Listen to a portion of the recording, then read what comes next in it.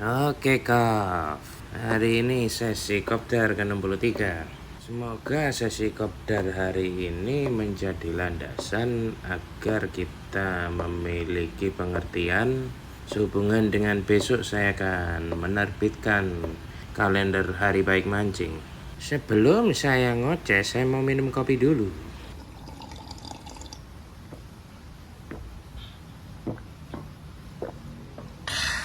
Lega rasanya. Oke, di sesi ke-63 ini ya, kita akan ngoceh seputar arus yang masih bersifat teori. Apa itu teori? Teori itu ya bersifat dugaan-dugaan karena hasil dari pengamatan fenomena berulang kali. Tingkat akurasinya belum mencapai 100%. Kalau sudah 100% itu fakta ya. Namun teori-teori ini juga sudah mulai mendekati ke arah 100% walaupun belum fakta.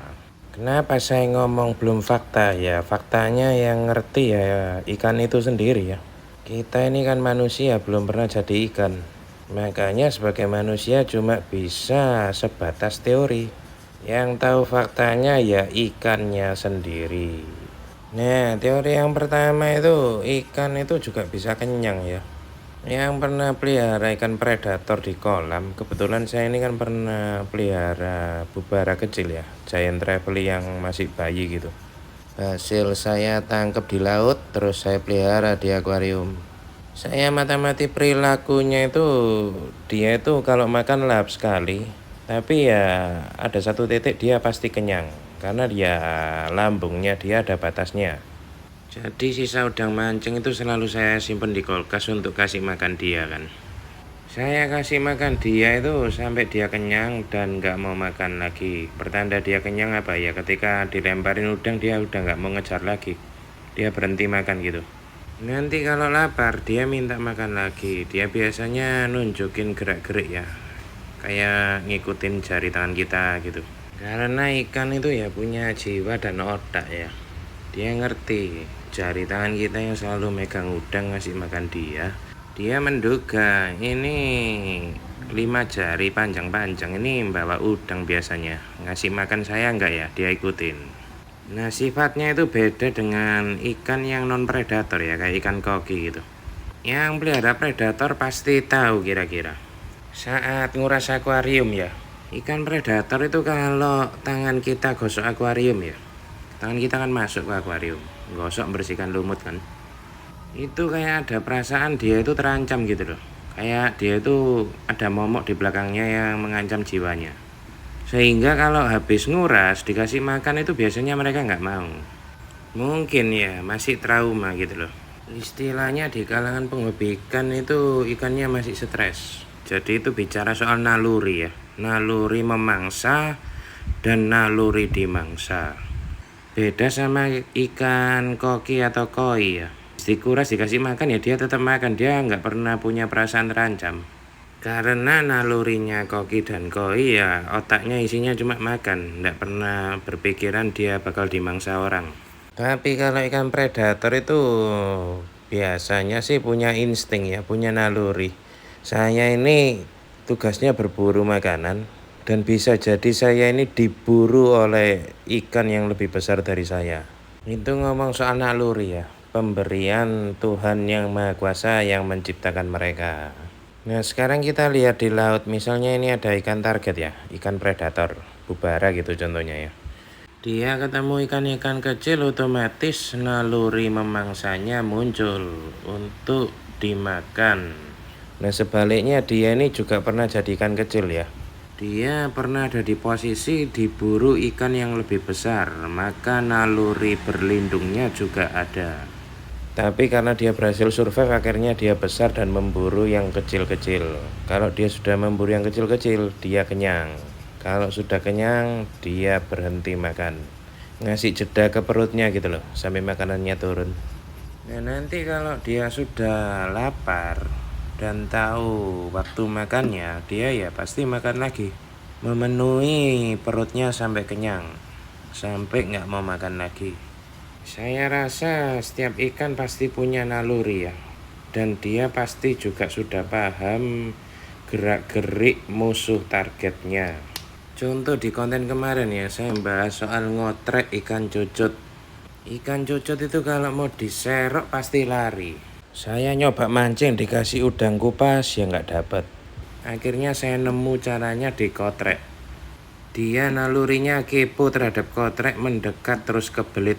Sama halnya kita ngamati kelakuan ikan cucut, ikan predator juga ngamati kelakuan mangsanya.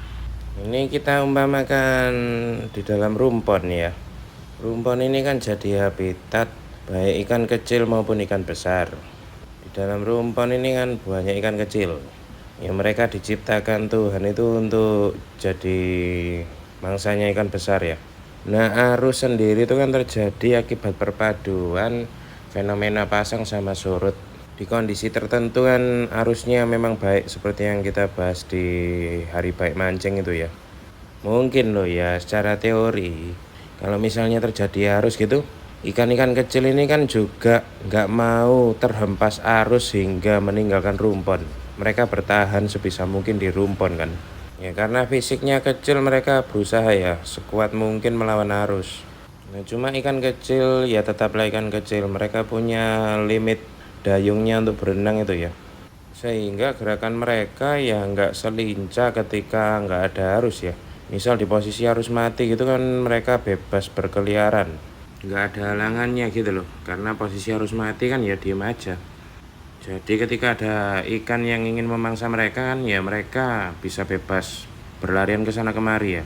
Nah sedangkan kalau ada arus ini kan mereka juga mau lari ya kesusahan karena ada halangan yaitu arus. Mirip kayak kalau kita berlayar naik kapal kita menerpa angin itu loh. Gerak kapalnya kan nggak bisa melaju kencang. Nah mungkin momen seperti ini nih yang dimanfaatkan oleh ikan-ikan target ya. Karena mereka tahu mangsanya lagi kesusahan gerak. Mengingat ikan target ini kan dulunya juga ikan kecil. Mereka sudah pernah melalui fase-fase bertahan hidup seperti ini. Jadi misal seperti yang pernah saya bahas ya, sabit 4%, sabit 5% itu kenapa selalu full box. Mungkin di dalam sana arus-arus itu juga menghambat ikan-ikan kecil itu untuk tidak bergerak secara lincah ya. Dan ikan-ikan besar memanfaatkan momen seperti ini sama halnya kayak petani itu melihat ini waktunya musim memetik buah. Nah mereka akhirnya keluar rumah memetik buah ya. Mungkin loh ya secara teori ikan target pun juga mempelajari algoritma arus. Di dalam sana kan mereka yang paling paham arus-arus apa yang membuat teler ikan-ikan kecil ini. Kalau dia menilai ini arus yang bagus ini untuk makan, ya makanya di saat arus-arus yang bagus strike-nya enak sekali. Setiap ikan ini kan tahu ya batas maksimalnya mereka bisa berenang melawan arus. Mungkin ketika saat bulan purnama gitu ya keras-kerasnya arus itu mereka juga tahu diri. Ini kalau saya nggak kuat bisa-bisa saya yang dimangsa ikan yang lebih besar lagi. Jadi dulu itu saya pernah kepo ya. Saya cari tahu kenapa sih ikan ini kok makannya waktu arus. Akhirnya saya nemu artikel dari angler luar negeri gitu ya. Kurang lebih sih mereka menceritakan bahwa ya fenomenanya itu ikan-ikan yang kita pancing itu dulunya kan juga ikan kecil yang berhasil survive, akhirnya mereka jadi besar dan memangsa. Maka semenjak kecil itu nalurinya sudah terbangun. Di arus sekian ini kelihatannya bagus makan, di arus sekian kelihatannya saya harus sembunyi daripada saya dimakan. Tapi ya kembali lagi ini teori ya. Faktanya sih kita nggak tahu karena kita nggak pernah jadikan. Mereka yang ngalami sendiri. Cuma lewat beberapa kali kita ngetrip berulang-ulang kali kita amati ya. Kita tarik satu kesimpulan ya mirip-mirip sih sama teori ini. Ya setidaknya teori ini bertujuan ke hasil yang sama, yaitu pergi mancing dapat hasil yang bagus tidak song. Nah sekarang kalau kita kaitkan sama jam seret itu ya, biasanya kalau kita ngamati grafik text itu kan modelnya kayak gini tuh. Nah di konten-konten sebelumnya kan saya sering bahas soal jam seret ya, kurang 1 jam lebih 1 jam. Nah ini titik surutnya, ini kayak kates delewer. Oke kembali pikirannya jangan kemana-mana. Nah ini titik pasang ya, saya tulis di sini surut dan yang di atas sana pasang. Oke, bersyukur ya kemajuan zaman itu ada teknologi menciptakan grafik text seperti ini, dimana akhirnya ya bisa kita buatkan sebagai acuan. Nah, biasanya di sini kan jam seret ya, kurang 1 jam, lebih 1 jam, kurang lebih 2 jaman itu jam seret. Menjelang pasang juga ada jam seretnya. Biasanya kayak gitu sih, setiap kali ngetrip rata-rata gini. Nah, kalau kita kaitkan sama teorinya orang Jepang itu ya, yang artikel tadi saya bahas itu, sama teori ikan kenyang yang pertama kali saya gambar tadi itu ya. Nah, kalau kita mati itu di jam-jam seret ini biasanya gelombang wavesnya di tengah laut itu, ketika kita mancing itu di jam-jam seret itu biasanya cenderung landai sih. Mendekati jam surut, mendekati jam pasang, itu biasanya arusnya mulai landai. Mungkin ya ikan target di bawah sana itu juga membaca, waduh ini kok landai ya. Percuma ini berburu ikan kecil, mereka bebas bergerak karena nggak ada arus. Daripada capek-capek ngejar ikan kecil waktu harus mati, ya kita santai saja, perut ya sudah kenyang. Karena di sini nih, di posisi sini nih kan mereka tadinya haup-haupnya makan. Otomatis perutnya mereka kan ya mestinya sudah ada isinya ya. Mereka mungkin mengambil jeda gitu loh. Kalau manusia kan punya akal budi. Kalau binatang ya saya katakan naluri aja ya. Nalurinya mereka mungkin ketika mulai jam seret itu landai. Sudahlah, santai dulu, nanti makan lagi. Toh ya dikejar malah bikin capek, wong ikan kecilnya nggak ada hambatan, bebas berkeliaran. Kira-kira ngono bahasa Jawanya. Kemarin 28 Oktober Sumpah Pemuda, satu bahasa Indonesia. Kira-kira begitu gambarannya. Nah, saya rangkum ya, ini langsung aja saya gambar laut. Saya ini hobi gambar. Kalau dulu kecil saya dileskan gambar mungkin jadi pelukis saya ini. Pelukis kates ndelewer, kayak film Titanic aja, ngelukis kates ndelewer. Oke, itu garis ke kiri menggambarkan daratan ya, garis ke kanan ini ya laut. Semakin dalam, semakin dalam, semakin dalam. Nah, kalau wavesnya mengarah ke darat itu ya fenomena pasang ya. Kalau wavesnya mengarah ke laut ya fenomena surut. Bagi yang rumahnya tinggal di daerah mangrove itu kan bisa tahu, dilihat dari parit itu ya, dari gotnya. Gotnya kalau mengarah ke laut itu ya surut. Tapi kalau air gotnya mengarah ke darat ya pasang. Oke, misal ini di tengah lautan ya, kan pasti nelayan-nelayan tanam rumpon toh. Nah, di rumpon ini kan ada banyak ikan kecil. Ya memang ditanam rumpon itu tujuannya jadi rumahnya ikan ya, biar mereka kawin di sana, beranak pinak, sehingga nantinya rumponnya dipenuhi ikan. Nah, fenomena yang pasti terjadi di dalam laut ini kan ya arus itu terbentuk akibat fenomena pasang surut. Nah, misal kita di sini ya, kita mancing naik kapal. Posisi sudah di titik pas di atas rumpon. Kita biasanya main ngejik, main dasaran. Oke, contohnya ini kasih gambaran dasaran aja paling gampang ya. Nyari ikan di dasar rumpon. Nah, di bawah sini nih kan ada rumpon ya. Saya gambar rumponnya sederhana aja ya. Nggak usah sampai kayak pohon-pohon gitu. Nanti malah ribet. Soalnya saya mau gambar ikan-ikan. Nah, ini rumponnya. Lalu hiduplah banyak ikan di rumpon ini. Aduh, jangkrik vampir ini. Sudah lama vampir ini tidak saya tayangkan. Sejak HP saya hang itu ya, data-data gambar-gambar hilang semua. Oke, balik lagi di area rumpon sini pasti hidup banyak ikan kecil karena planktonnya banyak. Ikan kecil makan plankton ya. Nah, mereka menjadikan rumpon ini habitat rumah mereka. Otomatis karena banyak makanan muncullah ikan target. Ikan target ngerasa nyaman di rumpon ini. Kenapa? Makanannya banyak. Ada gula, ada semut di bawah perut, ada rambut ya. Rambut apa? Yaitu tebak sendiri. Oke, ini saya gambar sudah ngasih perumpamaan yang sangat jelas. Di sini ikan target makan kenyang, ikan kecilnya banyak. Oke. Yang ditunggu sama ikan target ini kan kapan waktunya arus ini bergelora, sehingga ikan-ikan kecil ini jadi teler ya.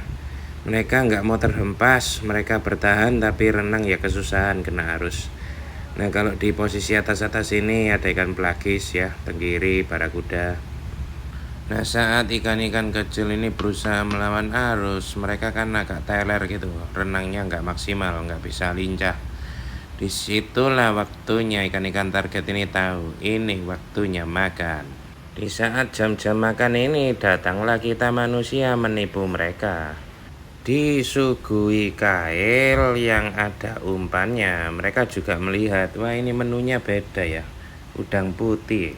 Makan dulu mereka nggak tahu itu akhir hidup mereka. Oke, jadi di saat momen ikan-ikan teler ini ya mereka bebas makan. Tapi nanti kalau sudah jam seret ya, kondisi air ini kan mulai tenang. Ikan-ikan kecil ini kan ya jadi lincah kembali gitu loh. Makanya mungkin naluri ikan targetnya juga sudah, wis males makan lah. Nanti aja tunggu ada arus lagi. Ya kurang lebih begitu ya. Jadi kalau misalnya ada prinsip di mana ada air di situ ada ikan ya benar sih. Cuma kalau ikannya nggak makan ya buat apa gitu loh. Capek-capek ke laut, pulang kosong, hasilnya song. Kan ya sayang, lebih baik menunggu momen yang tepat. Jadi saya itu ada beberapa kawan ya. Ya semangatnya membara gitu loh. Pokoknya Sabtu Minggu, gas berangkat mancing. Nah cuma ya hasilnya saya kadang tahu sih. Kalau kalendernya pas nggak tepat gitu ya. Ya waktu pulang saya tanya hasilnya gimana. Ya rata-rata song gitu loh. Hal ini juga pernah saya buktikan sendiri ya. Ketika saya mancing menggunakan alat bernama fish finder. Nah kurang enak apalagi kalau mancing pakai fish finder itu. Kebetulan kapal yang saya tumpangi itu difasilitasi fish finder. Nah jadi fish finder ini saya perhatikan ya, kalau kita sedang di spot, fish findernya nyala indikatornya, ada kayak bunyi alarmnya gitu ya, titit gitu ya, itu tandanya terbaca di bawah sana itu ada ikan. Otomatis enak kan, logikanya di bawah ada ikan, kita mancing pasti dapat. Nah ternyata kondisinya pada saat itu harus mati, tapi alarm fish findernya berbunyi. Hasilnya apa? Tetap nggak makan, tetap song. Seharian cuma dapat ikan 4 ekor. Itu sudah dibantu fish finder loh. Apalagi kalau nggak ada fish finder ya. Jadi kalau ditarik benang merahnya hubungannya dengan teori orang Jepang itu ya ada benernya. Kita itu sangat membutuhkan arus. Karena ikan di dalam sana sudah sekolah kehidupan, bagaimana cara mereka bertahan dari kecil sampai besar. Bagaimana cara mereka membaca arus, kapan saat makan, kapan saat berhenti. Itu teori naluri ikan target. Kurang lebih itu ya gambarannya. Jadi saya sudahi dulu jadi Pak dosen. Dari tadi ngomong teori, ya cuma sudah terbukti sih berulang kali ya. Oke, besok lebih jelasnya saya akan rilis ya kalender mancing di Laut Tengah dan Laut Dangkal. Edisi bulan November 2024. Oke, saya sudahi dulu. Salam akur Persaudaraan Angler Senusantara dari Sabang sampai Merauke. Terima kasih. Bye-bye, Kof.